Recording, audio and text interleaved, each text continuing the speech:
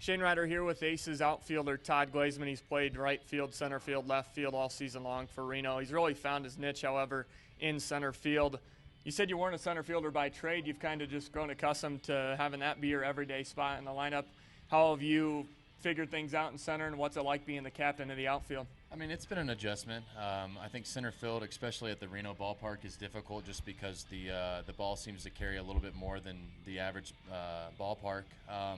But I've had, great guys in right and left throughout the whole year: Romack, O'Brien, Chili, Nick Buss, Michael Freeman, that have been communicating well with me. And I enjoy center field because personally I feel like I see the ball a lot better, and you don't get as much spin coming from a lefty and righty, so I've enjoyed it. As an outfielder, it's always 110% for you. You're going full speed, whether it's back to the wall or coming in on a shallow pop fly. What's that like, making a diving catch? Oh, I mean, there's really nothing that can compare to it. I mean, outfielders dream of trying to rob a home run or run into a wall and make a play, and I'm lucky that there's a pad here. But yeah, I mean, it goes back to me saying that the communication's been unbelievable this year from all the outfielders to keep us from hurting ourselves and making plays for the pitchers. You're a human highlight reel defensively, but let's talk about your bat and the performance you just had last week. 9 doubles in a week. The first player in the last 10 years in the PCL to have at least 9 doubles in a single week of play. You had like 17 some hits. I mean, what was it like stepping into the batter's box when you were that hot?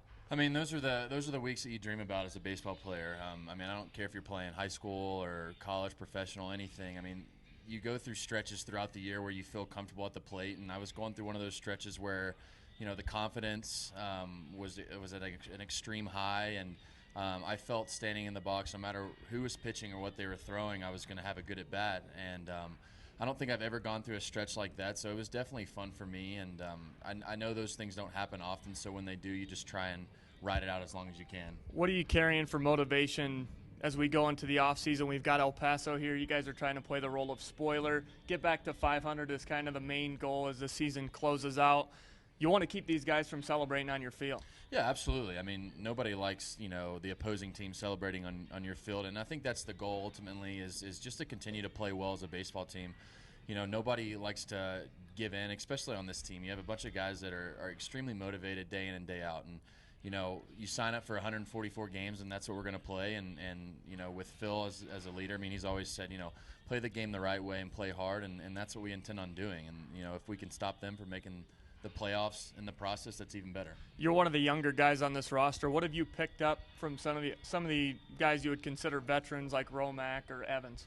I would say just the day-to-day process. I mean, these guys have a routine every single day of how to prepare themselves to succeed day in and day out. And when you play such a long season, mentally and physically, it's a grind. And I know that people use that term a lot, but unless you go through it, you don't understand it. And I've learned a lot from those guys on just how to prepare day in and day out and not get too high and too low through the process. Well, you're a Texas-raised kid, and you've got a younger brother who's a senior this year in high school, just committed, you said, to Rice University to play quarterback.